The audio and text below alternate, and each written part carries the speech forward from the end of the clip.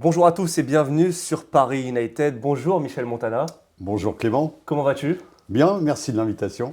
Bon, inutile de te présenter, 30 ans speaker du Parc des Princes entre 1994 et 2024. J'avais une première question pour toi. Comment se passe ta vie sans Parc des Princes? Il y a un petit vide. Je ne cache pas que des fois je me réveille la nuit en gueulant but, mais non, non.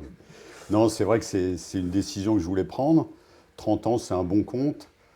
Après, j'aurais pu continuer encore une ou deux saisons. C'est vrai que j'ai assisté au premier match là, cette saison au parc. Et je me suis dit, mais je pars là, et alors qu'il y a eu 6 buts, c'est vrai que ça reste en moi. Donc il y a un vide, il y a un vide. Mais je le comble en regardant les matchs. Oui, ce que j'allais dire, tu regardes toujours les matchs à la télé, sur ton canapé. Ah ouais, ouais. Moi, j'ai envie de voyager maintenant. Et en fait, à chaque fois, je regarde le calendrier. Je me dis, bon, mais là, je ne vais pas pouvoir partir. Là, il faut que je regarde tel match, tel match. Enfin, j'arriverai sûrement à concilier les deux, on verra. Tu avais déjà connu une période sans Parc des Princes, est-ce que tu t'en souviens? Sans, euh, Bah, il y a eu des moments où on était deux.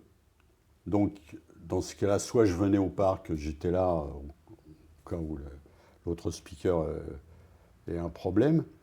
Mais sinon, j'ai jamais eu l'impression, en fait, d'être sans Parc des Princes, même si j'étais pas là des fois. Même pendant le Covid? Ouais, mais c'est très particulier parce que, en fait, je ne sais pas pour quelle raison, la Ligue donc, a maintenu les speakers. Donc ça, c'était assez particulier, c'était très space, c'était lunaire, même s'il y a eu un match Dortmund qui a été Hmm. incroyable. Mais pendant cette période du Covid, en fait, j'avais un rapport particulier au PSG. C'est-à-dire que j'avais l'impression d'être privilégié d'un côté, puis d'un autre côté, bah, les supporters, enfin tous les supporters, me manquaient, quoi. Parce que j'étais tenu d'annoncer les buts, puisqu'il y avait quand même toujours une forme de protocole imposée par la Ligue. Et en même temps, on entendait tout ce qui se passait sur le carré vert.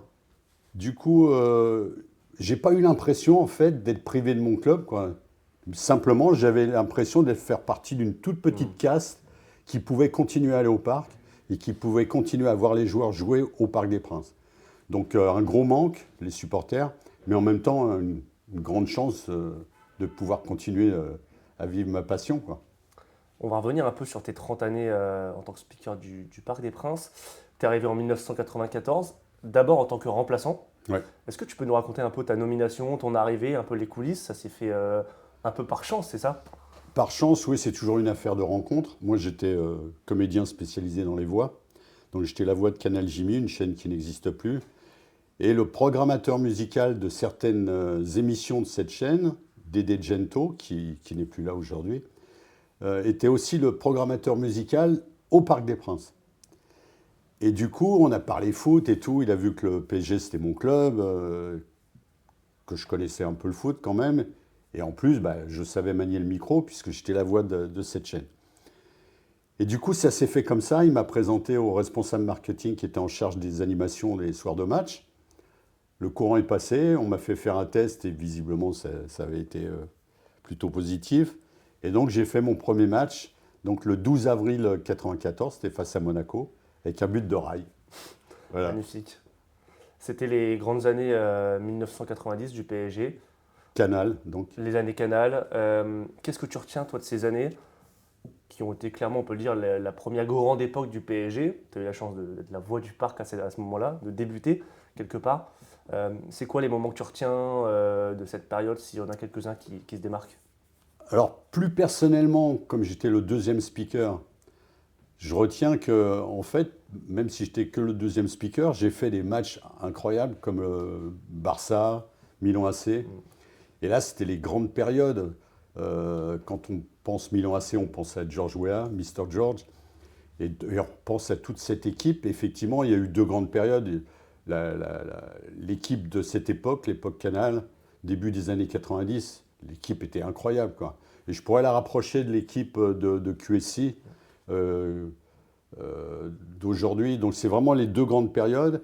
Et moi, ce que je retiens, c'est surtout la communion à l'époque entre les deux tribunes, quoi. Le virage Auteuil et le COP de Boulogne. Je ne rentrerai pas dans le détail. Il fallait que le club réagisse par rapport à cette gangrène de la violence.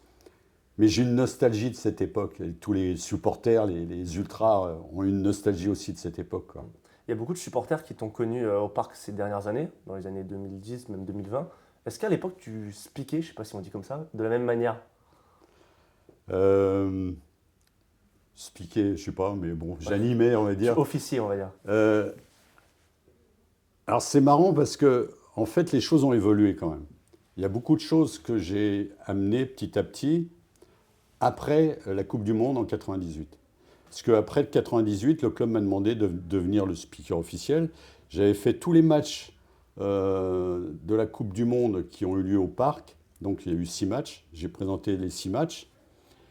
Et l'ancien speaker, donc Thierry Deuchler, est parti, a quitté le club.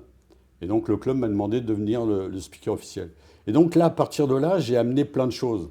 Donc avant, je dirais que je faisais le minimum, ce qu'on me demandait de faire, etc. J'ai amené ma patte après, petit à petit. Donc le Ici c'est Paris, l'annonce des buteurs en disant 3 fois, en scandant 3 fois le prénom, etc. C'est venu après.